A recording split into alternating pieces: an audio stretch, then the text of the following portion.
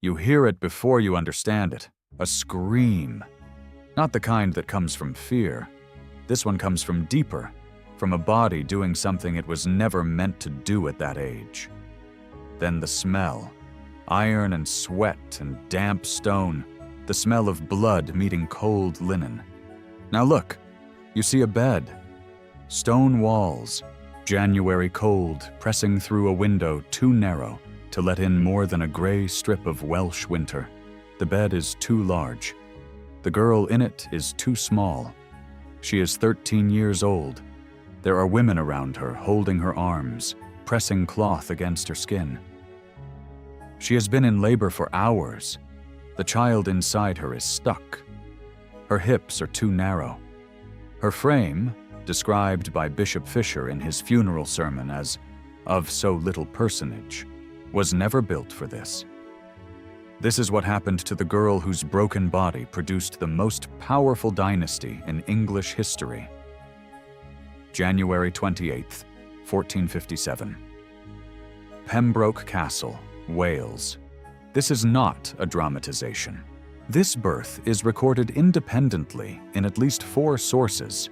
Bishop John Fisher's funeral sermon, delivered after Margaret's death in 1509 and preserved in the British Library, states directly that the birth nearly killed both mother and child. Polydore Virgil's Anglica Historia confirms her fragile health. Jones and Underwood document the physical consequences in the king's mother, and the calendar of patent rolls records the legal aftermath. The girl survived. She never fully recovered. She would live another 52 years. She would have 2 more husbands. She would never have another child. And this is what we do here. We take the stories that history buried under the names of kings and battles, and we pull the people out of the wreckage. Here's what you need to know before we go any further. First, the legal mechanism that put this girl in that bed was not a crime. It was a system, and it worked exactly as intended. Second, decades later, she will ask to be buried next to the man responsible for what happened to her, and the reason will disturb you more than the request. And third, 46 years after that night in Pembroke, she will say something to her own son, the King of England, that proves the wound from this room never closed. If this is the kind of history that stays with you, subscribe. Because the story of Margaret Beaufort is the one the Tudor myth was built to hide. Most people who have heard of Margaret Beaufort know the old woman. The stern face in the portrait, black hood, thin lips, hands pressed together in prayer. If they've watched The White Queen or The White Princess, they know the schemer, the cold matriarch who manipulated her way to power. The woman Philippa Gregory turned into a near villain, ruthless, pious, controlling. What none of them know is the child. The girl who was sold at 6, married at 12, and handed to a man whose debts required her body. She nearly died in childbirth before she was old enough to understand what any of those words meant. The world remembers the Queen Mother. It has completely forgotten the girl who was broken to make her. You think you know the Tudors, Henry VIII, Elizabeth I, the wives, the beheadings, the Golden Age. What I'm about to show you doesn't come from a TV series or a Wikipedia summary. It comes from Bishop Fisher's funeral sermon, from the calendar of patent rolls, from the dispatches of the Spanish ambassador Pedro de Ayala, primary sources that document what happened to a child named Margaret Beaufort before anyone called her My Lady, the King's Mother. By the end of this, you'll know 3 things most people never learn. First, the legal mechanism that allowed a 24-year-old man to marry and bed a 12-year-old girl who was technically in his care. Not as a crime, as a right. Second, the detail about her burial request that will make you rethink everything you know about what trauma does to memory. And third, the moment, 46 years later, when she said something to her own son, the King of England, that proves the wound from Pembroke Castle never healed. Not once. Not ever. If this is the kind of history that doesn't let you sleep, subscribe. We do this every week. This is the story of how a girl who was given no choices built the dynasty that chose the fate of England. To understand what was done to Margaret, you have to understand what she was worth. Margaret Beaufort was born on May 31st, 1443, at Bletsoe Castle in Bedfordshire. Her father was John Beaufort, Duke of Somerset, a direct descendant of John of Gaunt, fourth son of King Edward III. Through that bloodline, Margaret carried one of the strongest claims to the English throne outside the immediate royal family. John Beaufort never saw his daughter grow up. After a disastrous military campaign in France, he was stripped of his honors and banished from court. He died on May 27, 1444. Michael K. Jones and Malcolm G. Underwood, in their biography, The King's Mother, published by Cambridge University Press in 1992, note that suicide was widely suspected. Margaret was 1 year old. So, at 1, Margaret became an orphaned heiress, one of the wealthiest children in England with royal blood and no father to protect her. In 15th century England, that made her a commodity. The system was called wardship. When a nobleman died leaving an underage heir, the crown assumed guardianship, control of the child's lands, income, and marriage. The guardian could arrange the child's marriage to whoever benefited the guardian most. Think about what this means. A child's entire future, who she married, where she lived, who controlled her money, could be bought, sold, and traded between men who had never met her.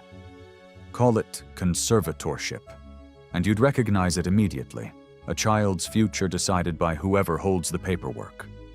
Henry VI first granted Margaret's wardship to William de la Pole, Duke of Suffolk.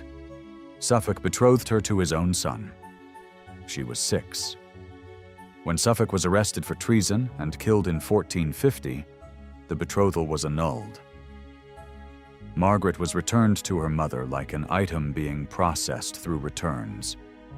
But what happened next changed everything. And it started with a prayer that was almost certainly never a prayer at all. In 1453, King Henry VI summoned Margaret and her mother to court. Margaret was 9. The king transferred her wardship to his half-brothers, Jasper and Edmund Tudor, with the explicit intention of marrying her to Edmund. The logic was cold. Henry VI had no children. His mental health was collapsing.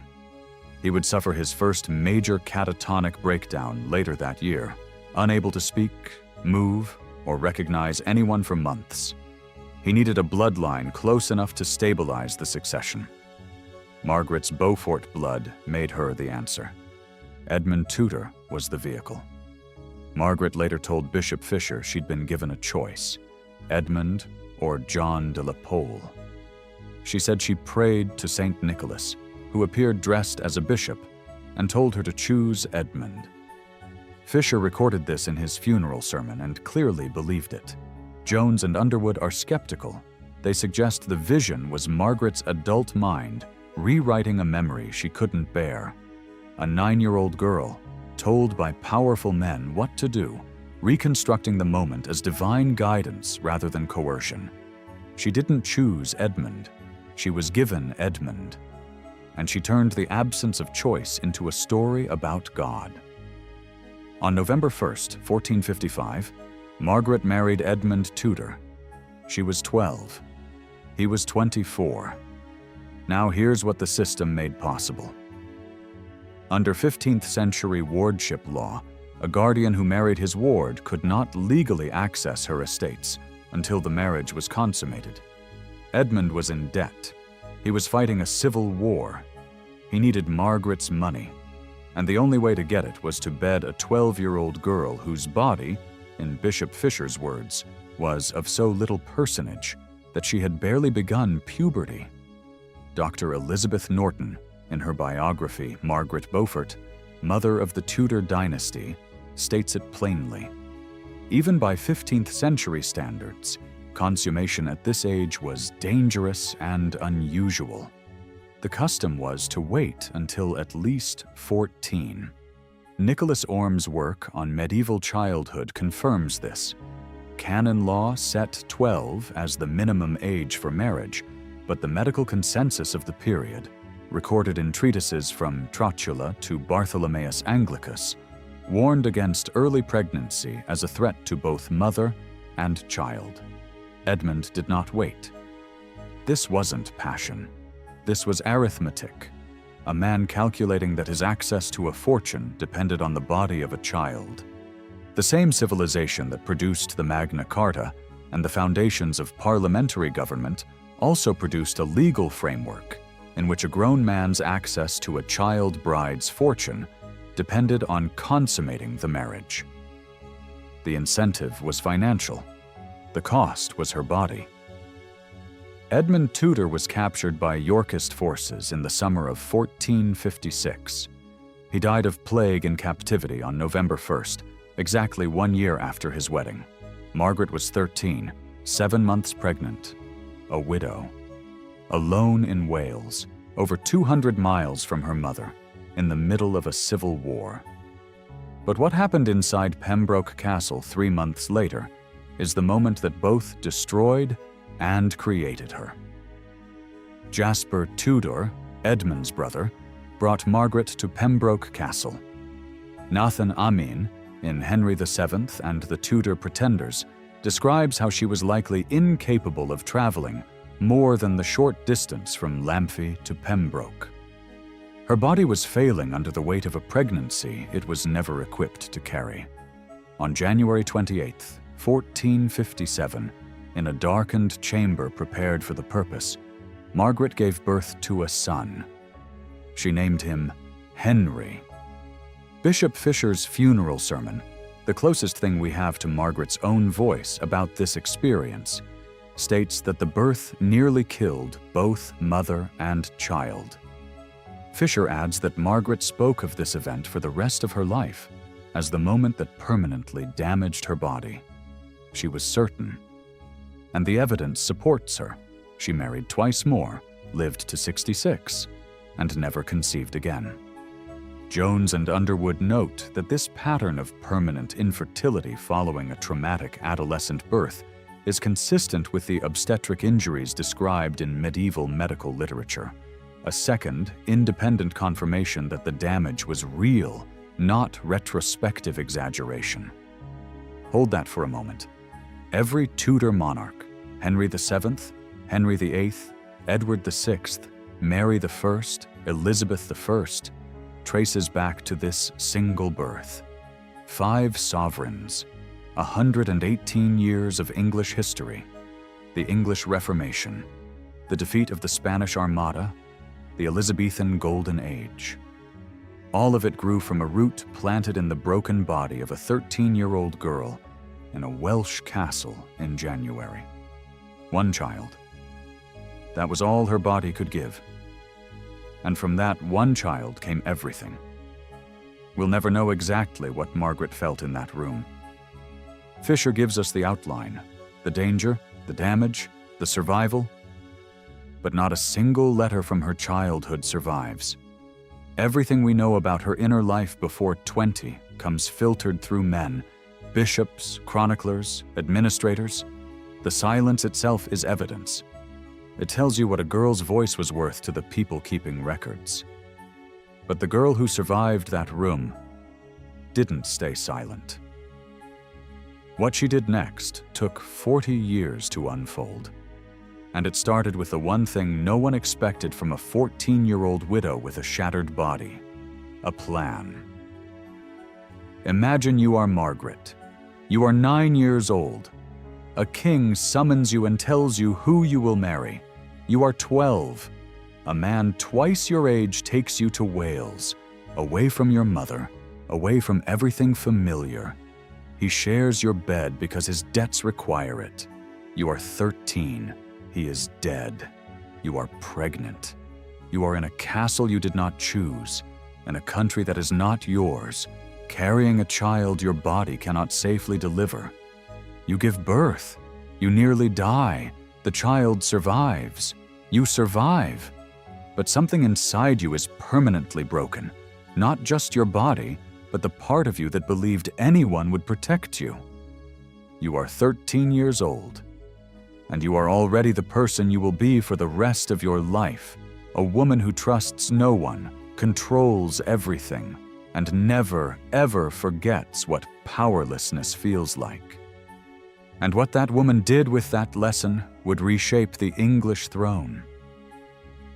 Margaret Beaufort did not collapse. She adapted. Within a year of Henry's birth, she remarried, Sir Henry Stafford, son of the Duke of Buckingham. She was 14. Jones and Underwood describe it as a genuine partnership. But Margaret's focus was never on Stafford. It was on her son. When Yorkist Edward IV seized the throne in 1461, Margaret's son, now 4, was a Lancastrian threat. His wardship was sold to a Yorkist supporter, William Herbert, at Raglan Castle. The same system that had sold Margaret as a child was now taking her child from her. She sent letters. She negotiated. She waited. After Stafford died in 1471, Margaret married a third time, Thomas Stanley, one of the most powerful lords in England. This was not love. This was strategy. Stanley had armies and access to the Yorkist court. Margaret needed both. Over the next 14 years, Margaret orchestrated one of the most successful political conspiracies in English history. Jones and Underwood trace her network through surviving household accounts and correspondence, payments to messengers, coded letters smuggled across the Channel, funds redirected through trusted intermediaries. The Crowland Chronicle, written by a courtier inside the Yorkist government, independently confirms the conspiracy from the other side, recording that Margaret was identified as a central figure in the 1483 rebellion against Richard III. She coordinated messages between exiled Lancastrians, negotiated with Elizabeth Woodville to arrange a marriage between her son Henry and Elizabeth's daughter, gathered intelligence from inside the Yorkist court, and funded her son's invasion of England.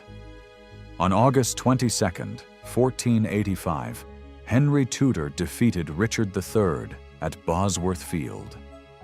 Stanley placed the crown on Henry's head on the battlefield. The girl who had been traded like livestock had put her own child on the throne. The story could end here. The victim becomes the victor. Margaret Beaufort, from broken girl to mother of a king. Except there's one detail that changes everything. In 1472, 16 years after Edmund Tudor's death, Margaret specified in her will that she wanted to be buried next to Edmund. Not next to Stafford, not next to Stanley, next to the man who married her at 12, the man whose debts drove him to bet a child, the man whose actions destroyed her body permanently. The will itself survives in records analyzed by both Jones and Underwood, and by the antiquarian Brown Willis, who documented the Beaufort-Tudor burial arrangements at Greyfriars in Carmarthen, two independent sources confirming the same request. Read that again. Jones and Underwood argue it was dynastic calculation. Edmund was the father of Henry VII, and Margaret was constructing a legacy, not a love story. But there's another possibility the historians don't say out loud. Maybe she chose Edmund because the wound had become her identity. She couldn't separate herself from what he'd done to her. The trauma wasn't something that happened to her. It was her. After Bosworth, Margaret became the most powerful woman in England, styled My Lady the King's mother, given precedence above all women except the Queen. She wrote the regulations for royal childbirth. She founded 2 colleges at Cambridge. She patronized William Caxton, England's first printer. By any measure, this is a story of triumph. a girl sold at 7, raped at 12, broken at 13, who lived to see her bloodline wear the crown. You might think power was the cure. It wasn't. In the late 1490s, Henry VII began negotiating a marriage between his daughter, also named Margaret, 9 years old, and King James IV of Scotland. James was in his late 20s. He had 5 illegitimate children. The match would bind England and Scotland and eventually unite the two crowns. Henry saw it as his greatest diplomatic triumph. Margaret Beaufort said no. Pedro de Ayala, the Spanish ambassador in London, recorded that both Elizabeth of York and Margaret Beaufort opposed the marriage. Margaret's objection was specific. Her granddaughter was too young, too small. James would not wait. The girl's body would be destroyed. Henry VII acknowledged this in a surviving letter. The Queen and my mother are very much against this marriage. They fear the King of Scots would not wait, but would injure her and endanger her health. Think about what this means. Margaret was in her mid-50s. 40 years had passed since Pembroke Castle. And when she looked at her granddaughter, 9 years old, small for her age, about to be shipped to a foreign country to marry a man 3 times her age, she saw herself. This wasn't politics. This was a woman standing in a room full of men who saw a treaty, and she was the only one who saw a child. Because she had been that child. And she knew, not from theory, not from reports, she knew in her body what happens to a girl given to a man who will not wait. 46 years. That's how long the wound stayed open. From Pembroke Castle to a council room in London, Margaret carried the memory of what was done to her.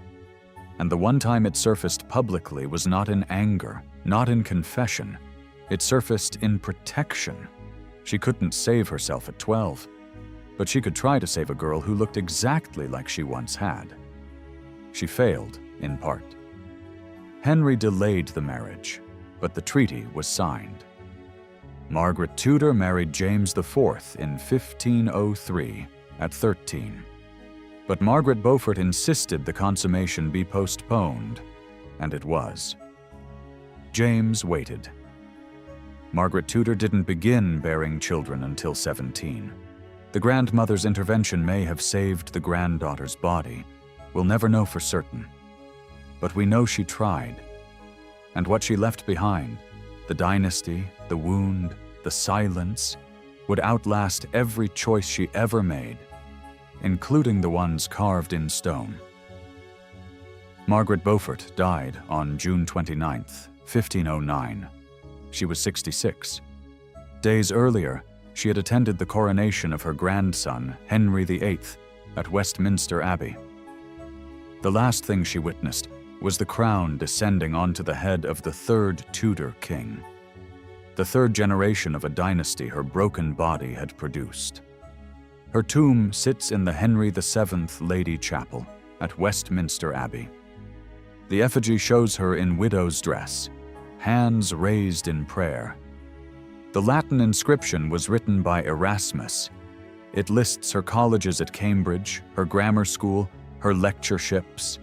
It says nothing about Pembroke Castle, nothing about Edmund Tudor, nothing about the birth that cost her everything and gave England everything. 5 Tudor monarchs, 118 years, the English Reformation, the defeat of the Armada, Shakespeare, all tracing back through a single line, through a single birth, to a single girl in a single room in Wales. They wanted to use a child to secure a bloodline. They got the bloodline. But the girl who made it possible, the one who was of so little personage, spent 46 years proving that the most dangerous thing you can do to a person is give them no choices, because eventually they learn to make choices for everyone else. January 1457. A scream in a stone room. A girl too small for the bed she's lying in. Too young for the child she's delivering, too powerless to stop any of it. June 1509, the same girl, 52 years later, watching a crown descend onto the head of a king she built. They gave her no voice. She built a dynasty that spoke for a century. Margaret Beaufort was of so little personage. She cast the longest shadow in Tudor history.